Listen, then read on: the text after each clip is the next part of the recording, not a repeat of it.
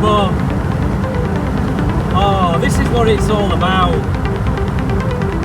This is what having a Chimaera is all about. It's that experience with the roof off.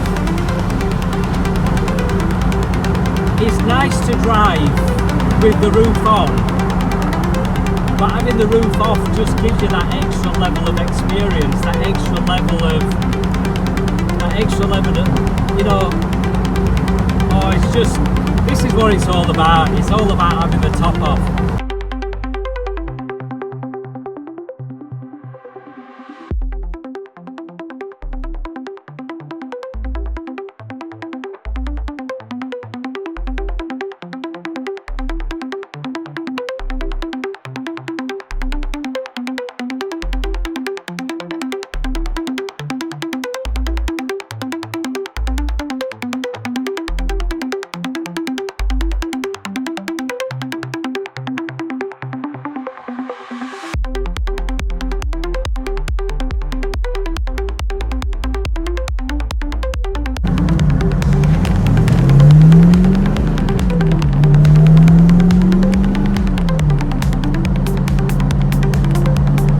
Really getting used to how to drive this now. I am getting much more confident driving it. I'm getting much more confident driving it.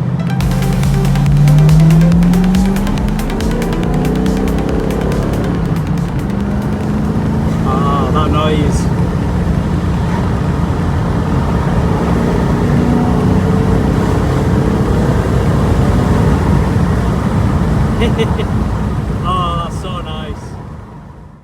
Hi there guys, welcome back to the channel, and it's finally here, what I've been promising for a few weeks now, the fuel efficiency of a TVR Chimaera. Now obviously you don't buy a Chimaera thinking to yourself, I hope it's going to be good on fuel, because with a V8 old Rover minimum of a 4 litre like mine is, it isn't going to be an economical car to use every single day. But having said that, I have been using it several times a week to and from work. I've actually done nearly 800 miles in it already. In fact, probably allowing for the journey from the fuel station to home, it probably has now gone over 800 miles that I've done in it already. Now, bear in mind, the previous MOTs are only doing 500 miles a year roughly.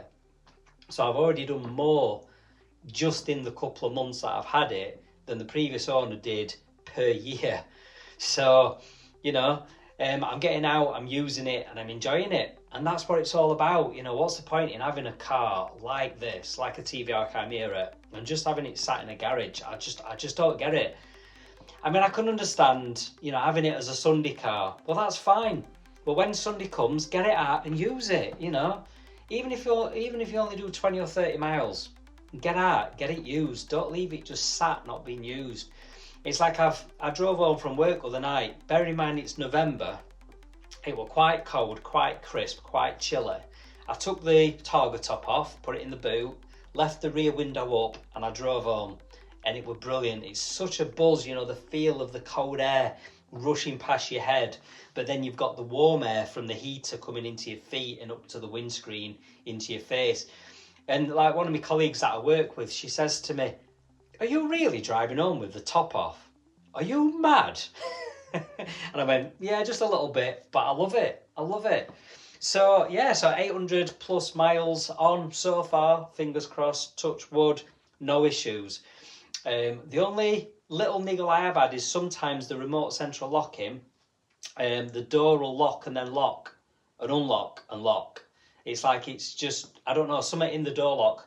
Sometimes I have to open the driver's door and shut it again, and then it works fine. So I don't know if there's some maybe very minor adjustment needed in the locking mechanism or something. The only other one little issue I had was one day, randomly, all the indicators were flashing as if the alarm was going off. There was no sign of anything having triggered it, so I just locked it, unlocked it, and it's been fine. So I don't know what that was. Maybe just a little tiny glitch. It was a very, very wet day. I don't know if that had anything to do with it at all. I don't know. But I've been driving it in the wet, been driving it in torrential rain, you know, really, really thick torrential rain. So the wipers are being on full whack and everything. And it's been brilliant. You know, people have all these stories of, oh, don't drive a TVR in the rain, they don't like the wet. They'll spin off on a roundabout and throw you into a hedge and throw you.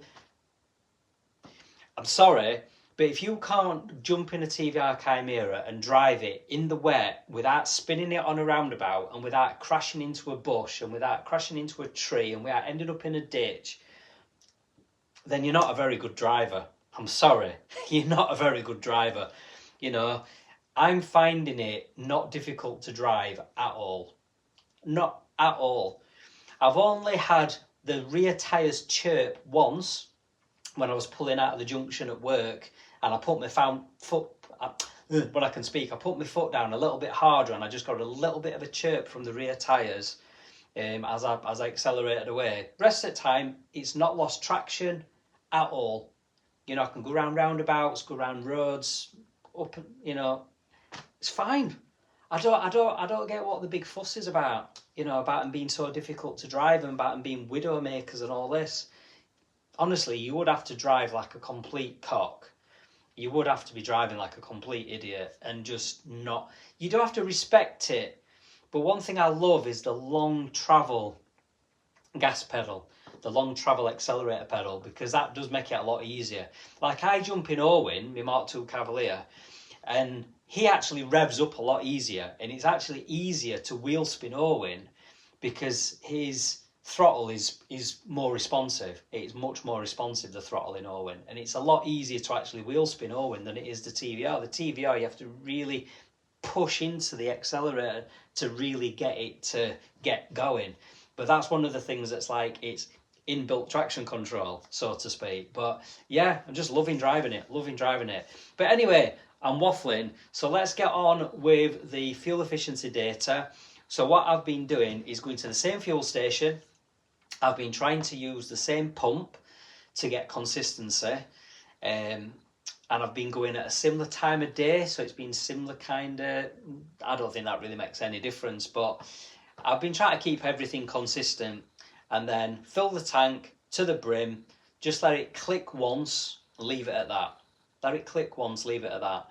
And then make a note of my mileage, and then from that I know exactly how much fuel I've used and how many miles I've driven. And obviously I can work out the miles per gallon. So enough waffling, let's get on and see how it's been doing on fuel. Right, here we go then guys. So these are the last 5 fuel receipts. I did actually have another couple prior to this, and I'd already worked out the miles per gallon on the previous 2 fuel receipts, but I've gone and lost them. I don't know where they've gone. So so this is working out over the last 5 fuel receipts. And what do we think? Miles per gallon? Well, I've done it individually, and then I've done a total for these total receipts. Now this is a mix of driving. So this is me driving to and from work. This is me doing a bit of driving in stop-start town traffic, stopping, starting, stop, go. This is me doing a bit on the motorway. This is me doing a bit on fast country roads. So it's like a real mix of driving. Some fast, some slow, some driving reasonably economically at like 50 mile an hour on the motorway when the traffic's been slow.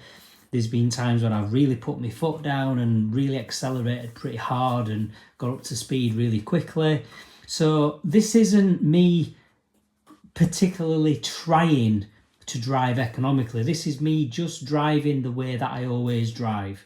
So putting my foot down, accelerating hard, getting stuck in traffic, plus, you know, just a real genuine combination.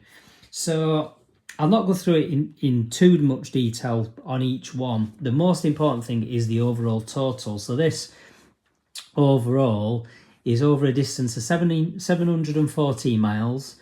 I use 153.31 litres, which works out at 33.72 gallons. I'm using UK gallons because obviously I'm based in the UK, which gives an overall miles per gallon of 21.17 miles per gallon.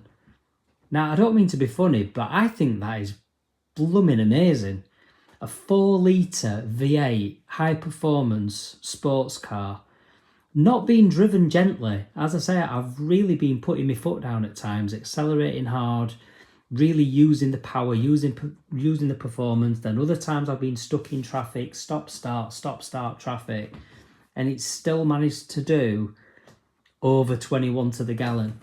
I mean, looking at the average, it seems to be pretty consistent. And this one here, I don't know if you can see it on camera, it's not very clear, but 21.2, 21.9, 20.1, so a little bit less on that one. I think I know why that one was a bit less, because that was one particular week I was putting my foot down a bit more than normal. And then 21.3. So it seems to be very, very consistent round about the 21 mark.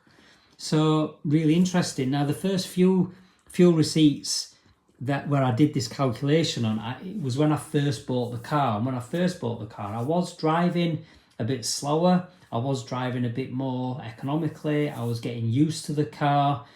And the average on the first 2 or 3 fill-ups actually worked out around about 22 miles to the gallon. So it was slightly marginally better.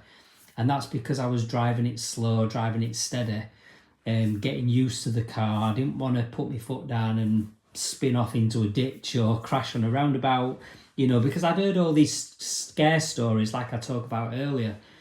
So I had been driving a bit slower, a bit steadier, and it was still only doing about 22 to a gallon. So not a massive difference. So there we go then, guys. We've got the result. So around about 21-ish miles to the gallon. Now, bearing in mind, people who've been following this channel for a while, they'll know that I used to have a Vauxhall Astra twin top, 1.8, 4-cylinder, 16 valve, half the size, less than half the size engine that's in the Chimaera. And that used to struggle to get to about 24 or 25 miles to the gallon. The difference was that car weighed around about 1,400 kilograms. It was pulling around a lot of weight. So the reason the Chimaera, even though it's got an engine more than twice the size, is actually nearly as efficient is because it's just over 1,000 kilos. It weighs such a small amount. It weighs very, very similar weight to Owen, my Cavalier. Now, Owen's a 2-litre 4-cylinder, and when I've been doing the fuel efficiency on him, he's doing between 35 and 40 to the gallon. Usually averages around about 35, 36 on my commute to and from work. But if I go on a nice steady run, he can get into the 40s, early 40s to the gallon. So obviously he's half the size and he's using, almost half the fuel, but not quite. But that's because there's a similar comparable size and weight and everything.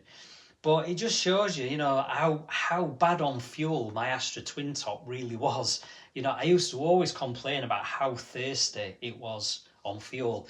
Now, thinking back, I used to have a Vectra CDX V6, 2.5 V6 CDX hatchback, top of the range one. And that used to, with me putting my foot down a little bit on my commute to work, used to show on the display on the dashboard about 17, 18 miles to the gallon. So the Chimaera, I don't drive it any differently to how I used to drive the Vectra, but it's doing like 4, nearly 5 miles to the gallon better than the Vectra used to. I mean, sometimes the Vectra were down to like 15, 16 to the gallon. If you really put your foot down, it was ridiculous. My Vectra GSI that I've just recently sold, that never seemed to be as bad. That used to do 22, 23 to the gallon-ish on the trip computer on the dashboard. Because I was going to put that back on the road as my main daily driver, and then I decided it needed too much work. I couldn't be bothered, and I sold it on to a mate. I have actually got some updates on the Vectra. I'll have to do a little update video on the Vectra, because my mate who's bought it off me is actually restoring it. And he's kept sending me photos of the work he's doing on it. So it's quite exciting. I'm to be honest, I'm really glad I sold it, because if I had not sold it, it'd be sat on my drive, rotting away. He's bought it, he's cracking on, he's doing the repairs, doing the welding, getting it sorted, and it's going to be a nice car again. So I'm really glad I sold it. But yeah, back to the Chimaera. So yeah, I'm really impressed. You know, I have seen some videos before in the past where they were doing about 20 to the gallon. So I was expecting to get around about 20 to the gallon. But I wanted to see it for myself with my own eyes, you know, to see if a 4-litre V8 two-seater sports car, hand-built in Blackpool, could actually be that economical. Now, I think on a nice steady run, driving a bit more carefully and a bit more economically, it could do considerably more to the gallon. I've read on some of the groups on Facebook, people saying that they're getting 30 plus to the gallon. And you think, really? But I can probably believe it. I'd love to actually take it for a decent run, a nice drive, you know, 50 miles, 100 miles, you know, a trip to the coast, nice steady cruise on nice country roads, nice open roads, and see what it'll do to the gallons. So that might be something for next summer. Obviously it's November now. I am tempted to put it on sown at the end of this month and maybe keep it off the road for the next couple of months, possibly you know, put it back on the road maybe at the beginning of March, maybe the beginning of April, leave it off the road. But I'll see, because like today, it might be cold, but it's dry and it's sunny. You know, you do get days like this in the winter, so I might keep it on the road and keep using it in the winter, keep it started up and running and get it out. Even if I only take it to work maybe one day a week just to give it a run. So I'll see, I'll play it by ear. So anyway, that's it for now. So thanks a lot for watching, guys. As always, please do like, browse, and share my videos with your friends. Get the word out there. I'm trying to get to that magical 1,000 subs. So yeah, and please do stick around for more. I am trying to do content. So yeah, thanks a lot for watching, and I'll see you next time. Laters.